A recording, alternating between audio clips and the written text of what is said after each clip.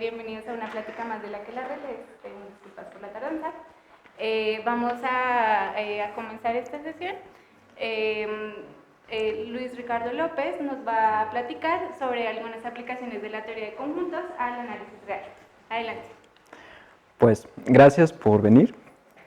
El objetivo de la plática es más bien divulgativo. Lo que voy a platicar son problemas que estoy realizando en mi tesis y pues básicamente es exhibir la fuerza que tiene la teoría de conjuntos o la utilidad de la teoría de conjuntos para resolver problemas que en principio uno solo resolvería usando herramientas de, por ejemplo, cálculo o análisis real de una variable o de varias variables. Entonces, pues primero voy a hablar sobre algunas definiciones, algo de herramienta.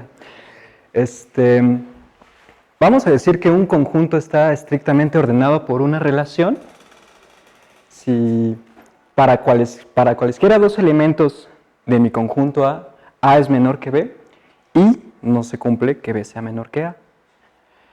Y que sea transitivo, esto es, si A es menor que B y B es menor que C, entonces A es menor que C. Es una definición que pues ya seguramente todos están familiarizados con ella.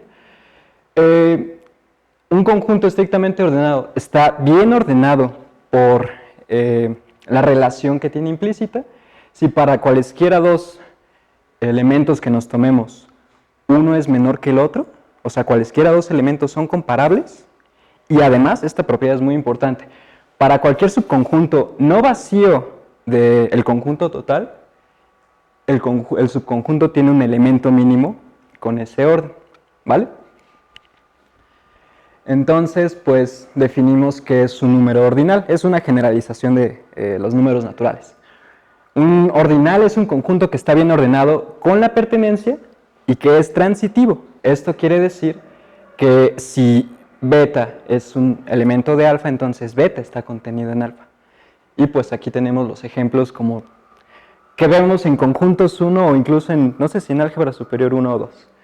El 0 es el vacío, el 1 es el elemento que tiene el conjunto que tiene al 0, el 2 es el conjunto que tiene al 0 y al 1. Entonces un natural es el conjunto que tiene a los naturales anteriores y en general un ordinal es el conjunto que tiene como elementos a los ordinales anteriores y está bien ordenado con la pertenencia. Aquí, bueno. Entonces, pues uno de los teoremas más importantes que se ven en teoría de conjuntos, si es que alguno de ustedes ya ha visto o llevado un curso de teoría de conjuntos 2, es el teorema del buen orden. Este teorema dice que cualquier conjunto es bien ordenable, es decir, para cualquier conjunto tú puedes encontrar una relación de buen orden. Para la demostración de ese conjunto necesitas el axioma de elección porque usas el lema de Zorn.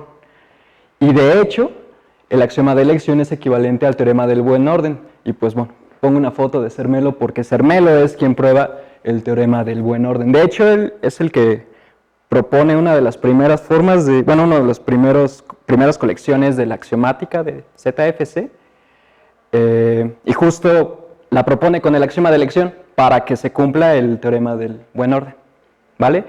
Hay un detalle muy importante ahí, lo voy a dibujar. Esto va a ser importante para entender lo que voy a hacer. Bueno, primero hay que platicar algo. El objetivo de la plática es revisar dos teoremas. El primero sí lo voy a probar, porque la prueba es muy elemental y muy ilustrativa. O sea, te permite ver un teorema muy de cálculo que se resuelve con mucha teoría de conjuntos. El segundo teorema que voy a revisar no lo voy a probar, porque sí está algo pesado, pero pues hay muchas variantes de las hipótesis de ese teorema que justo tienen que ver completamente con teoría de conjuntos. O sea, son teoremas de análisis para los cuales voy a hacer observaciones que conciernen completamente a la teoría de conjuntos, ¿vale? Entonces, no, todavía no. Un detalle que va a ser muy importante es si A es un conjunto, esta va a ser la cardinalidad de A, es decir, va a ser el tamaño, bueno, cuántos elementos, este símbolo me va a decir cuántos elementos tiene A. Ahora, todos los cardinales son números ordinales, pero son ordinales con cierta propiedad. Eso sí eso creo que estaba antes, no sé por qué no lo tengo aquí. Ajá, sí. Un ordinal alfa es un cardinal si es el menor ordinal que es tan grande como alfa. Hay un teorema en teoría de conjuntos que te dice, si una propiedad es satisfecha por algún ordinal, entonces puedes tú encontrar el menor ordinal que satisface esa propiedad. Eso creo que, sí, a ver, si phi es una propiedad que, digamos, es satisfecha por el ordinal alfa, entonces existe el menor ordinal que satisface phi. Y esta propiedad es cualquier fórmula que se puede escribir en primer orden, en lenguaje de primer orden. Por ejemplo, la cardinalidad. Uy, ya me spoileé una imagen que tenía. Sí. Pónganle ustedes que la propiedad phi es ser biyectable con cierto conjunto. Por ejemplo, vamos a ponerle que phi de alfa es la propiedad alfa es biyectable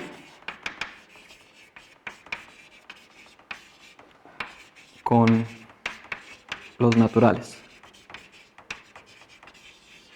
Ajá. Bueno, con n. Entonces yo puedo encontrar el menor ordinal que satisfaga esta propiedad. Bueno, ese ordinal tiene nombre. Primero es un cardinal porque es el menor ordinal que tiene el tamaño de los naturales y ese va a ser omega. Ajá. Entonces, en general, sí. Demonios, no sé por qué apareció. Bueno, ya ni modo. ¿Qué? Sí. Entonces, el detalle de vital importancia es que todos los ordinales son biyectables con el menor ordinal que tenga su tamaño. Ese ordinal de menor tamaño va a ser un cardinal. Ajá. Y justo ahí lo dice. Un ordinal es un cardinal si es el menor ordinal que es tan grande como el ordinal que nos tomamos de inicio. Así, por ejemplo, si nos tomamos omega más 1, que ese ordinal está definido como omega unión el sucesor. Bueno, el sucesor de omega, que es omega unión el unitario de omega. Este conjunto tiene el mismo tamaño que omega, es decir, omega más 1 es igual en tamaño a omega. Pero este no es el menor cardinal que tiene el tamaño de omega, es omega. Bueno, es Aleph 0. ¿Vale? Si nosotros ponemos que alfa sea el menor ordinal de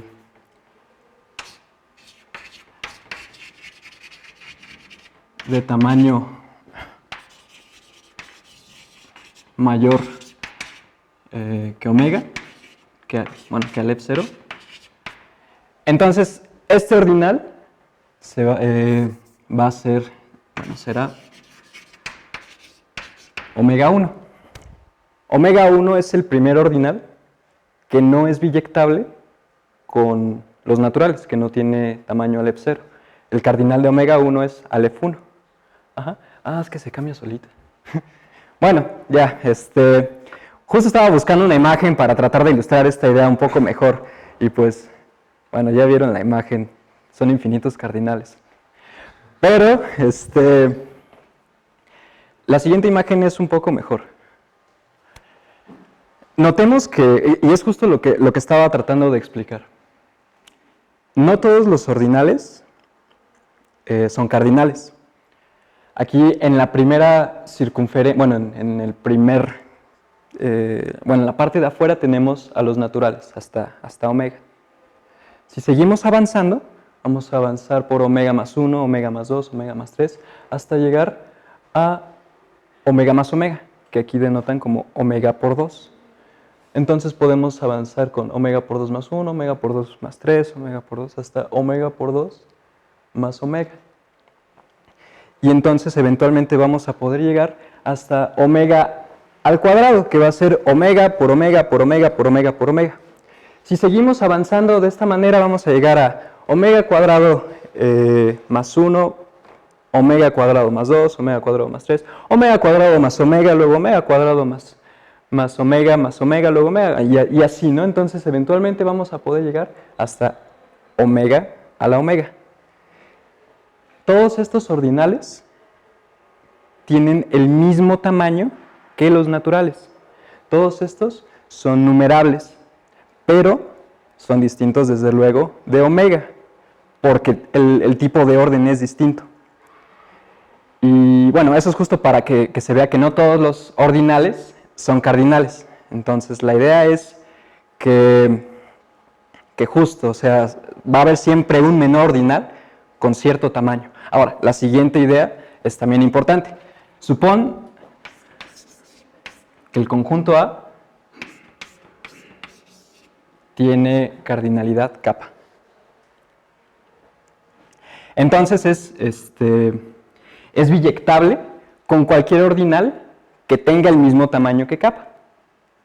Es decir, siempre vamos a poder ordenar al conjunto A con un tipo de orden que no necesariamente va a ser su cardinal. Puede ser cualquier ordinal que tenga el mismo tamaño. Y esto es porque simplemente podemos hacer una biyección entre ordinales que tengan el mismo tamaño.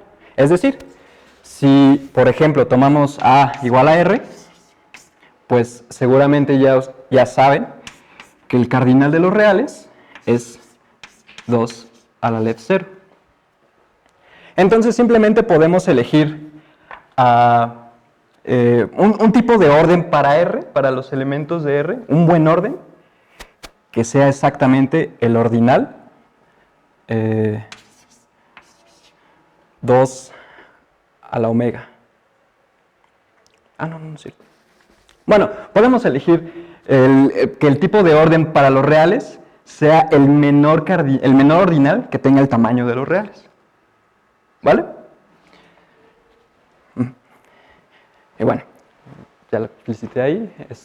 El cardinal de los naturales es a left 0, el cardinal de los reales es 2 a la left 0, que es igual a C. Bueno, lo denotamos como C. Si han visto algún libro de conjuntos, pues verán que esa es la notación. Y pues la famosísima hipótesis del continuo. Probablemente la hayan escuchado en sus cursos de cálculo 1 o cálculo 2 o algún cálculo, no sé.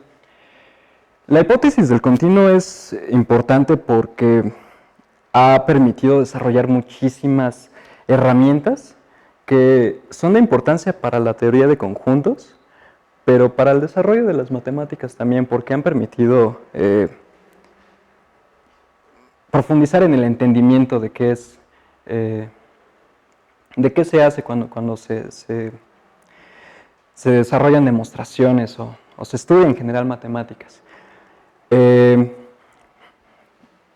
Voy a hacer una observación aquí.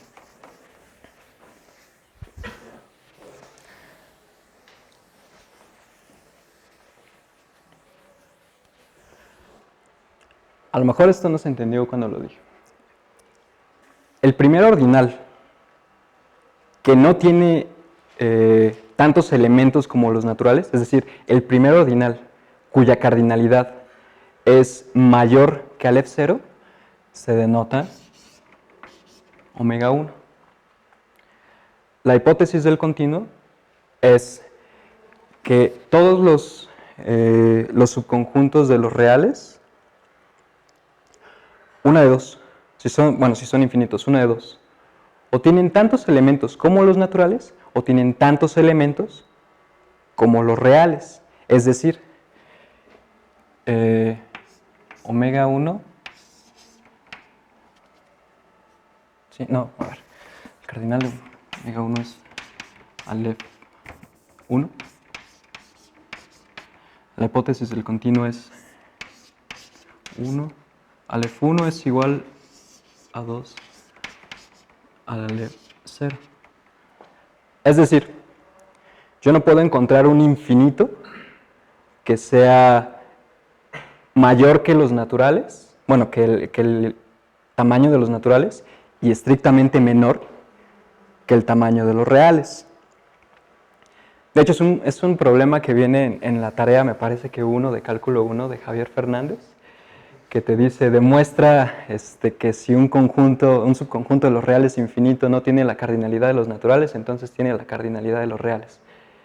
Bueno, pues te estaba metiendo un super strike ahí porque de hecho eso no se puede decir. ¿A qué me refiero con que no se puede decir? Esta es una de las cosas por las que es muy importante este teorema. Bueno, no este teorema, este enunciado. Tradicional, bueno, de manera clásica, antes de encontrarnos con esto, se pensaba, o se pensaría, muy naturalmente, que cualquier enunciado en matemáticas podría tener una prueba o encontrarse un contraejemplo. O sea, se podría probar su prueba, se podría probar su afirmación o su negación. Desde luego, para esto hay que tener una noción no demasiado compleja sobre consistencia. Nosotros trabajamos en ZFC bajo el supuesto de que es una teoría consistente, es decir, es una teoría que no va a encontrar contradicciones si se desarrolla por completo. Ajá. Entonces, y esto lo suponemos porque no se puede demostrar que la teoría sea consistente. ZFC no puede probar su propia consistencia. Entonces, pues es un acto de fe creer que la teoría de conjuntos es consistente, pero lo que sí es teorema es que si la teoría de conjuntos es consistente, entonces la teoría de conjuntos, agregándole la hipótesis del continuo, también es consistente. Esto lo que nos dice de inicio es que, vale, yo no sé si hay una prueba de la hipótesis del continuo dentro de la teoría de conjuntos, pero lo que sí sé es que no puede ser falsa, porque cualquier cosa que se cumpla en la teoría de conjuntos debe de cumplirse en la teoría de conjuntos agregándole más axiomas. Entonces, si la hipótesis del continuo fuera falsa dentro de la teoría de conjuntos, esto sería falso. O sea, no se podría dar que la consistencia de la teoría de conjuntos prueba la consistencia de vamos a llamarle así, otro modelo más grande de la teoría de conjuntos. Y eso lo prueba, bueno, Gödel, justamente. Probablemente han escuchado de Gödel en varios lugares. Probó cosas muy importantes. Justo una de sus aportaciones más importantes es que no todo se puede probar en la teoría de conjuntos. La teoría de conjuntos no puede probar su propia consistencia. Bueno, pero esto, de nuevo, solo nos dice que no es cierto que la hipótesis del continuo sea falsa aquí adentro. Entonces uno pensaría, entonces es cierta. Pues tampoco bueno, en principio sí, pero resulta que no.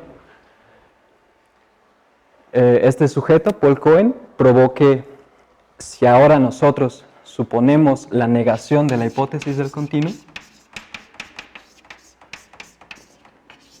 también es consistente con la teoría de conjuntos.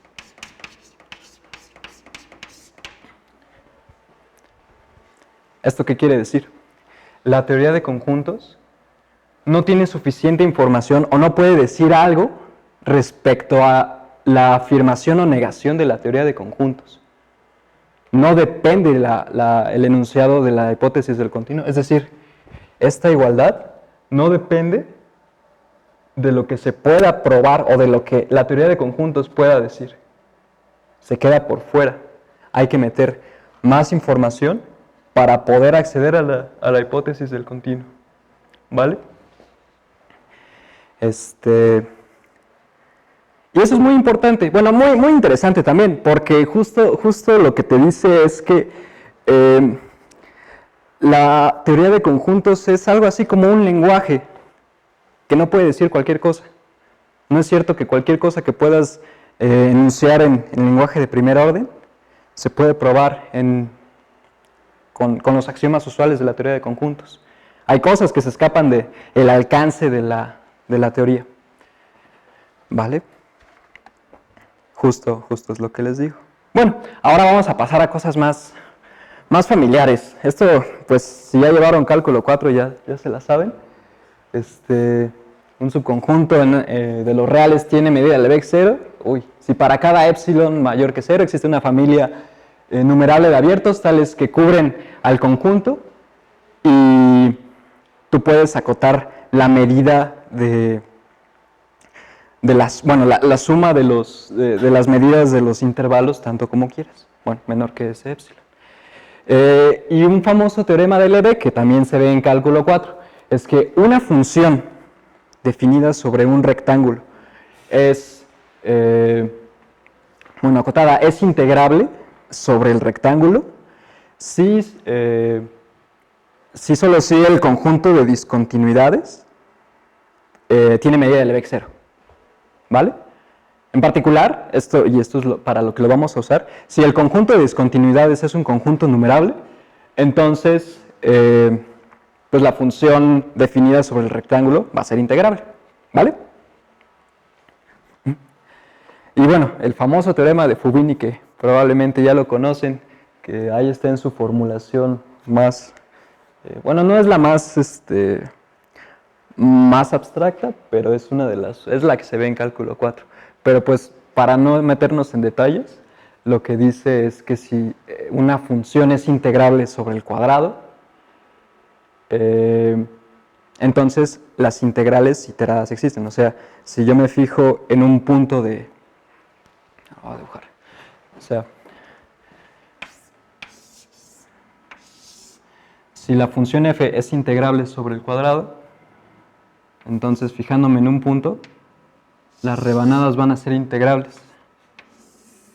Y si yo integro primero hacia acá y luego hacia acá, eso va a ser igual a la integral de la función sobre todo el rectángulo. Lo mismo que si integro primero sobre este eje y luego sobre este eje. Eso es lo que dice el teorema de Fubini. ¿Vale? Y entonces, en principio, uno podría preguntarse, ¿cómo debería de hacer? Como a uno le dicen que debería de hacer en cada teorema que se ve en clase, ¿se valdrá el regreso? Es decir, si yo tengo una función que si las integrales iteradas existen y estas tienen que coincidir, o sea, si coinciden, eso implicaría que pues la integral de la función en todo el rectángulo debe de ser igual a las integrales iteradas. En principio, entonces, si las integrales iteradas existen, deben de ser iguales. Y este es el primer punto en el que vamos a ver la fuerza de la teoría de conjuntos. Entonces, justo ahí está la pregunta. Y, pues no. Si no habían visto quién era Sierpinski, o si no habían escuchado a Sierpinski, Sierpinski es muy importante en topología. Vemos muchísimos teoremas y el famosísimo espacio de Sierpinski. Hay muchos espacios de Sierpinski. Ahí está y dice que no. Y el teorema, pues, ahí está. Si suponemos la hipótesis del continuo, entonces hay una función para la cual existen las integrales iteradas, pero no son iguales. Y entonces, pues la prueba es, ya vimos nosotros que para cualquier conjunto, desde luego estamos suponiendo el axioma de elección, y el axioma de elección es equivalente a que cualquier conjunto se le pueda asignar un buen orden. Entonces, supongamos que el 0, 1 le damos un buen orden, y ese orden es 2 a la left 0. Es el cardinal 2 a la left 0. El detalle importante aquí es que 2 a la left 0 es igual a left 1. Es decir, si nosotros agarramos un buen orden para los reales, sin pérdida de generalidad, ese va a ser omega 1. ¿Por qué? Pues porque tiene el mismo tamaño que 2 a la left 0. Esa es la hipótesis del continuo, ¿vale? ¿Dónde está el truco aquí? Voy a hacer un dibujo. Supongamos que aquí tenemos a los naturales. Aquí está el 0, aquí está el 1, aquí está el 2, llegamos hasta el infinito. Supongamos que aquí le pegamos todos los demás ordinales naturales, numerables. O sea que aquí está omega 1, que va a ser 2 a la left 0. Bueno, le voy a poner C porque es como se le conoce al cardinal del continuo. Por eso la C es de continuo. Este ordinal es el primer ordinal que no es numerable. ¿Esto qué quiere decir? Que si yo me paro en alguien atrás de omega 1, entonces este va a ser en particular un conjunto numerable. No necesariamente va a ser el mismo orden que los naturales, pero lo que sí sabemos es que está por abajo del menor ordinal, que es no numerable. Entonces, por fuerza, debe de ser numerable, ¿vale? Entonces, si nosotros suponemos que esta relación es un buen orden para el 0, 1, sin pérdida de generalidad podemos suponer que es omega 1, ¿vale? Bueno, pero ¿esto qué significa? Si yo agarro un x0 y me fijo en todos los puntos y del intervalo que se quedan por arriba, entonces ese conjunto, bueno, si yo evalúo la función característica en los puntos, en las parejas de esta forma, x0, y, con y mayor o igual que x, entonces, salvo una cantidad a lo más numerable, va a ser un conjunto, todos van a valer 1. A ver, eso no lo dije, no sé si sí se vio, pero la f va a ser la función característica del conjunto A. ¿Sí saben cuál es la característica? ¿O hay alguien que no conozca la función característica? La característica de un conjunto es la función que va de A en el 0, 1. Está definida como x es igual a 1, sí, solo sí, x está en A. O sea, es la que te va a indicar qué puntos están en el conjunto del que es característica. Ajá. Entonces, pues la función f, la función f va a ser la característica de este conjunto A. A ver, entendamos bien cuál es el conjunto A. Son las parejas del cuadrado, tales que la primera coordenada es menor o igual que la segunda coordenada con el buen orden que le estoy asignando, ¿vale? Entonces,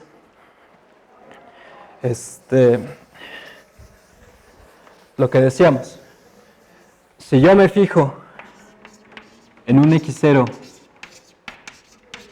del intervalo. Era el dibujo que tenía.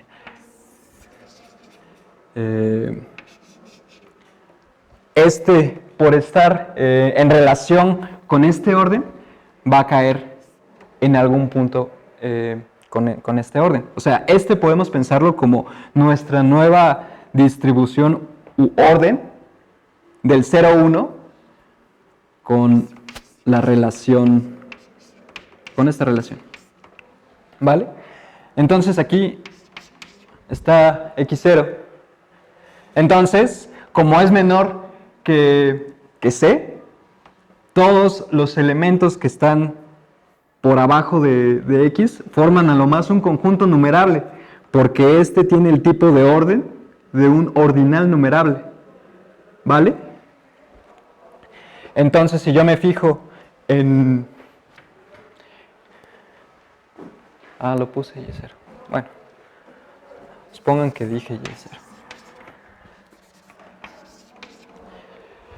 Entonces, si yo me fijo en un y0 y en todos los que están por abajo de ese y0, esa cantidad debe de ser a lo más una cantidad numerable. Entonces, para el resto de los puntos del 0, 1, va a resultar que van a estar por arriba de y0. Entonces, si yo evalúo la función característica en este conjunto, y0 va a ser igual a 1 para a lo más una cantidad numerable de x. ¿Sí está claro eso? Eso es por el teorema de Lebesgue. Ajá. Bueno, la parte de la integral va a ser por el teorema de Lebesgue.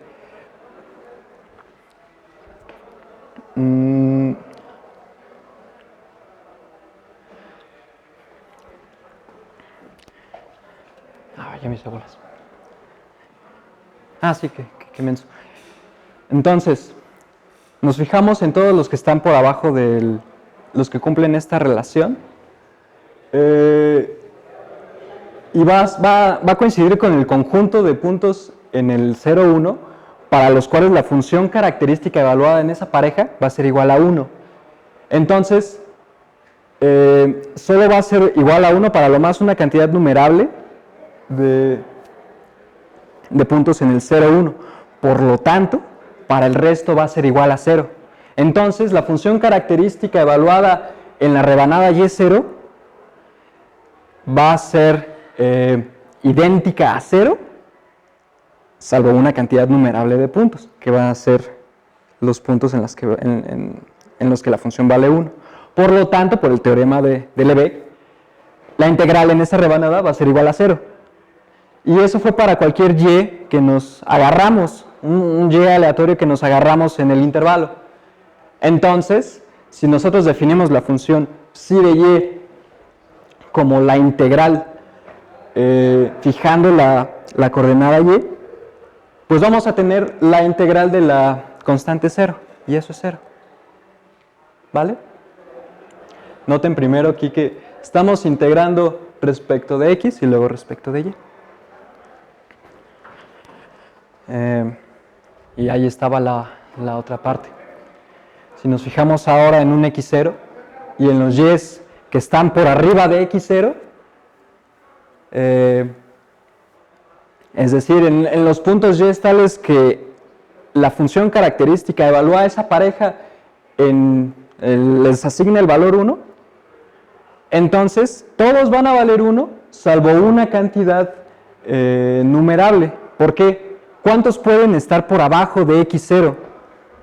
Nada más una cantidad numerable. Entonces, pues igual, por el teorema de Lebesgue, como a lo más una cantidad numerable de puntos van a estar por abajo, entonces solo una cantidad de puntos, la función, bueno, la rebanada los va a mandar al valor 0.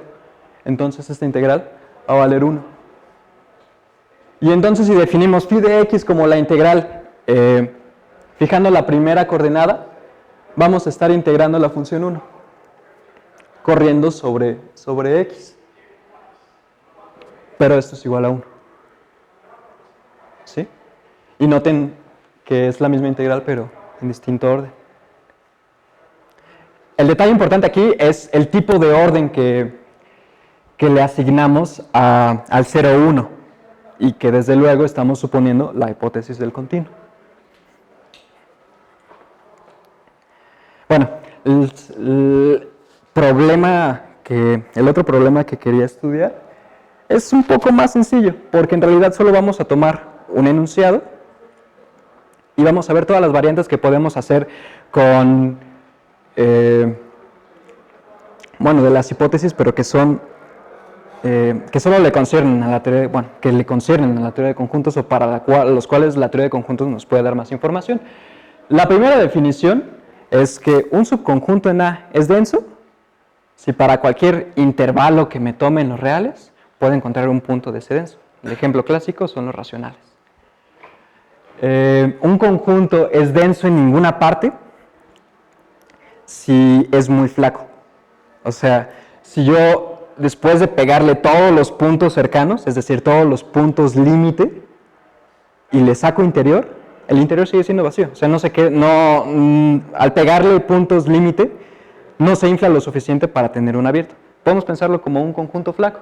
Y la siguiente definición es de conjunto magro, que es nada más, un conjunto es magro si es la unión numerable de conjuntos densos en ninguna parte. Una forma de visualizarlo de denso en ninguna parte es que si A es denso en ninguna parte, entonces el complemento de A es denso. ¿Vale? Entonces, un teorema, pues, no es clásico, de hecho no sé si se ve en algún curso de análisis, pero es un teorema que se puede encontrar en libros de análisis más clásicos o más antiguos, es que para cualquier función, no te pide hipótesis de continuidad, para cualquier función de los reales en los reales, existe un subconjunto de denso, tal que si tomamos la restricción, entonces la función va a ser continua. Ahora, notemos, bueno, vamos a estudiar un poco este enunciado. Todos sabemos, o bueno, todos los que han tomado topología saben que podemos definir un subconjunto numerable en los reales de manera que la restricción de cualquier función sea continua. Los naturales. Cualquier función que vaya de un espacio discreto es continua, que parte de un espacio discreto es continua. Ahora, la fuerza de este conjunto es que es denso. No necesariamente van a ser los racionales, pero una de las preguntas que se haría una persona que estudia análisis real con conjuntos es ¿qué tanto podemos inflar al conjunto D? Para esto hay 3 clasificaciones sobre lo que significa engordar. Una de ellas es la que hemos estado discutiendo, que es cardinalidad.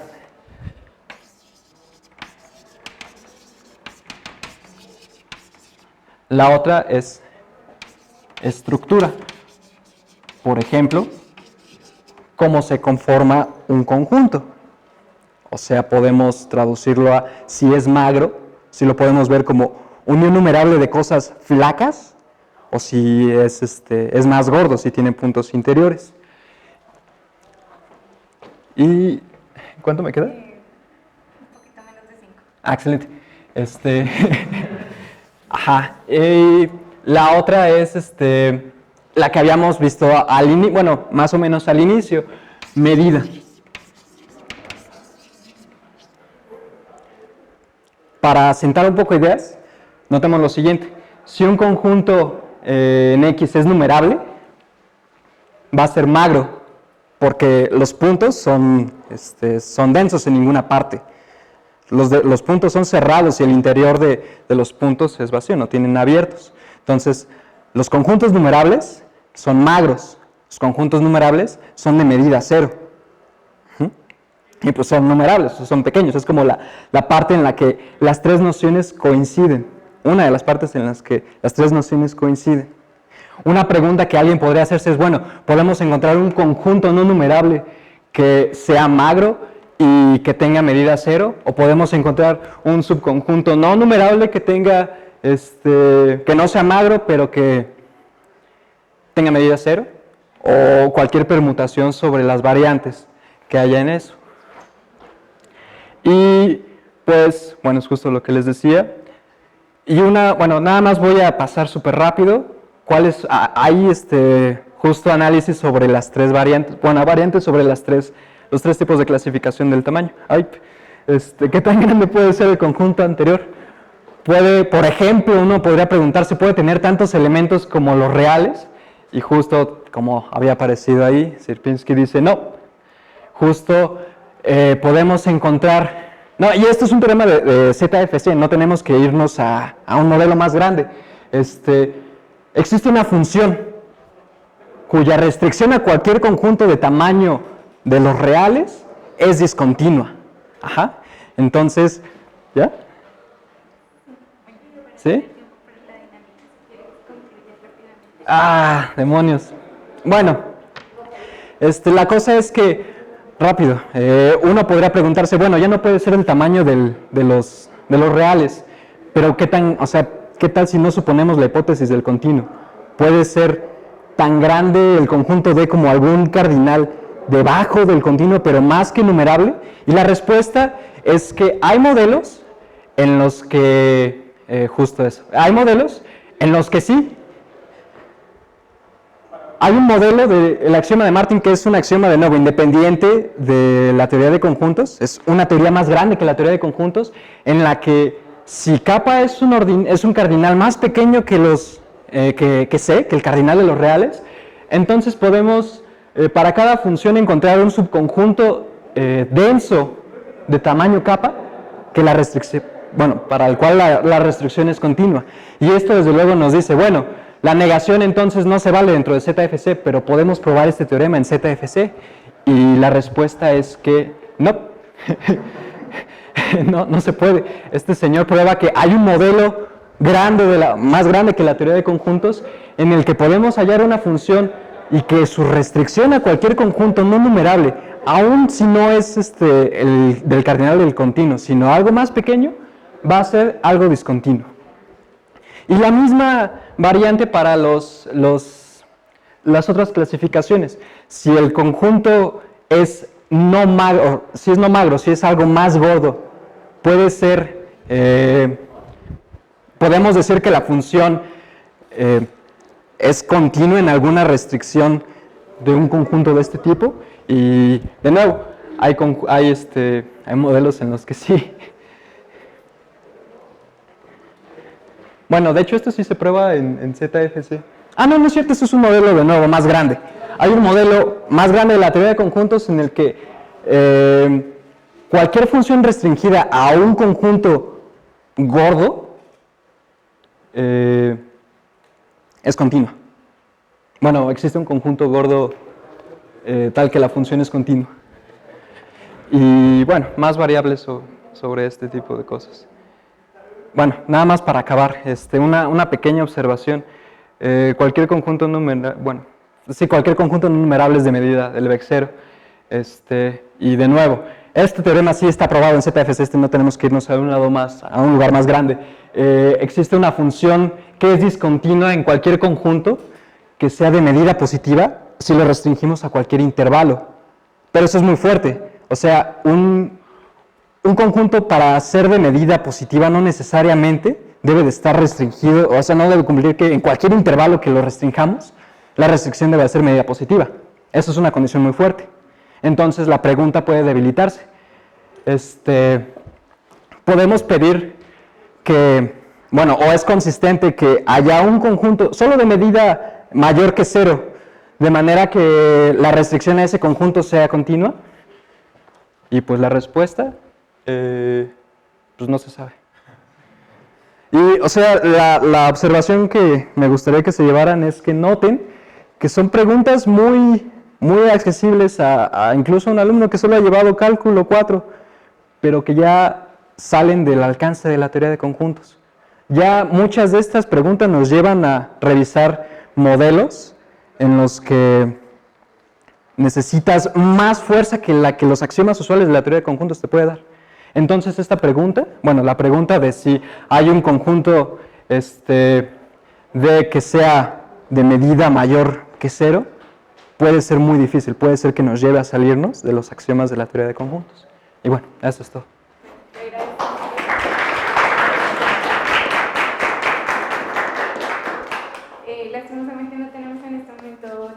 preguntas del público. Bueno. Vamos a proceder a las dinámicas. Si quieren, ahorita pueden hablar con Luis afuera con toda tranquilidad. Puedes hacer una pregunta para que alguien del público se gane una libreta. A ver. Bueno, no sé si convenga mucho. A ver, ya sé. ¿Alguien podría decir un conjunto magro no numerable en los reales? Muy bien. Felicidades. Te agradecemos de nuevo, Ricardo, y te damos que pegar tu paquete, Excelente. tu libretita, taza, lápiz y separador por ser parte Gracias. de la clase. Les Muchas agradecemos gracias. a ustedes y vamos a continuar con la siguiente clase. Gracias. Gracias.